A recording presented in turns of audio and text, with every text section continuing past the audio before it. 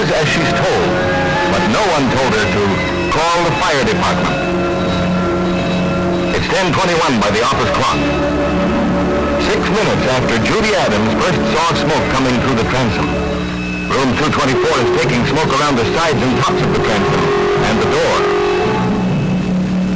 She knows what's out there. She's seen it. The children can sense it.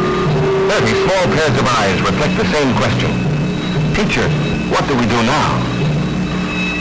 But this time, teacher can't answer that question. There's nothing in a teaching manual that tells you how to get 30 children out of a second-floor fire.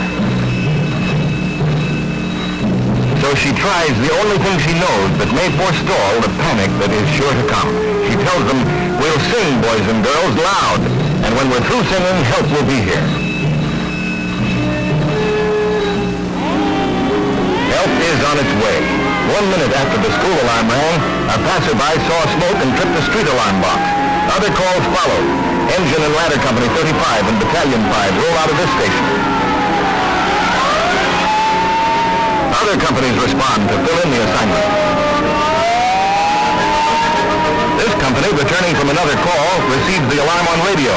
It'll take them 1.5 minutes to get there, a half a minute to set up. 2 minutes. How fast can fire travel in 2 minutes? Jerry is making the most important decision of his life. His sister is down that hall not far. His is a child's logic. A guy's got to be with his sister when she needs him, not here singing songs.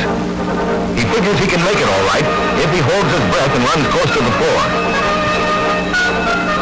Mrs. Simmons caught his swift movement. She had been waiting for it, dreading it. She knew that sooner or later one of them would run for the window or door. If she moves quickly enough, she can pull the boy back.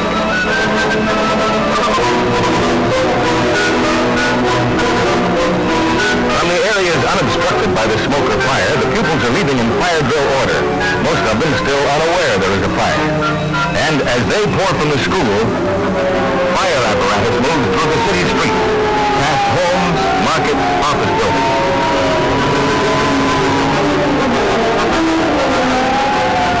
And the curious speculate. He thought for a minute that it might be the school, until his friend reminds him the school is solid brick. Dr. Morgan wonders a moment. He's a member of the school board. Could it be? He's been throughout that building many times, considering its accommodations and teaching facilities. Now, could it? No, couldn't be. Not that building. Carpenter Johnson and his helper get a better view. Grammar school? Not likely, son. But I don't know. Those brick buildings hold up a lot of lumber. Mrs. Jorgensen doesn't care if it's the school or not. Her only concern is her dislike of sirens. She thinks fire apparatus should observe all the traffic regulations she has to. But to mothers who see smoke in the general direction of a school, there is no question. Only instinctive premonition. And to the man in charge, it's stark reality. This is what a fireman dreads most. Kids in a burning school building. There is no fireproof school, no fireproof students. He's calling for a 3-alarm assignment, 2 extra ladder companies, and all available ambulances.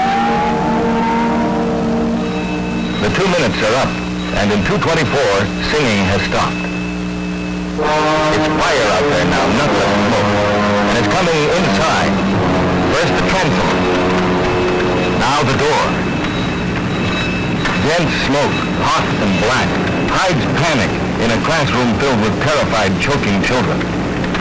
But it can't keep their screams and cries from the people gathering below.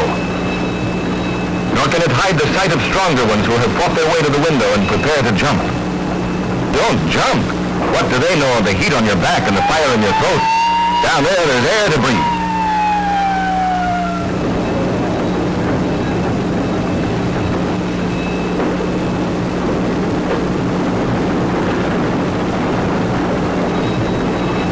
And just seconds before ladders are raised to the windows, one more child makes the crippling break. And in every fireman's mind is the single thought, 1 minute. If only they had been called just 1 minute sooner. But now they are here, their work is cut out. It's the ones inside they're concerned about. They realize full well the problems they face here. Groping for kids in a room filled with fire and smoke.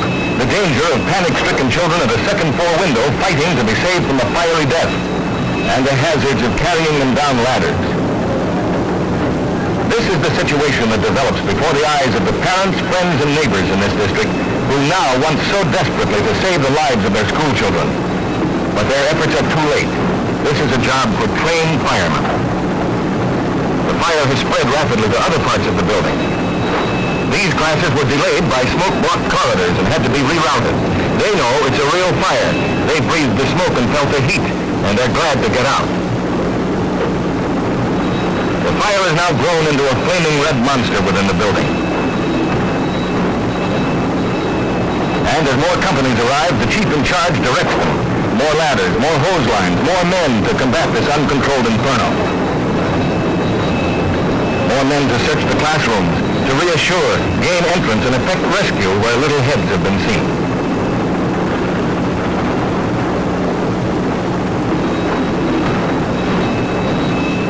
The last of the students to leave by this exit are just ahead of the flames. But firemen entering know there are others that they must find and lead to safety. Others in limp and lifeless forms that they must carry out. As rescuemen arrive, the victims have already been laid out for them, and more are coming. Theirs is a big job, and they realize it. Only the lucky ones won't need their help. Inside, the hosmen have attacked the flames, and the task of controlling the fire is underway. More students from Mrs. Simmons' class and adjoining rooms are brought out a side door. Hose lines were worked down the hallway, and the fire was knocked down enough to get the children down a side stairway. But the fire is still burning, furiously in some areas. The smoke is dense and hot throughout the building. Breathing apparatus is required. More hose lines are needed. They don't know how many children are still in there or where they are. It's their job to find out. And it's their job to revive those that can be saved. An experienced fire chief's size-up of a school fire proved to be correct. All the equipment he ordered is required for fire extinguishment and rescue work.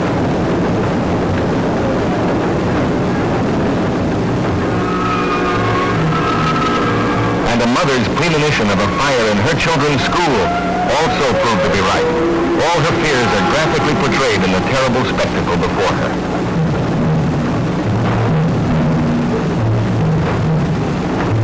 But momentarily, her hopes are heightened. Her class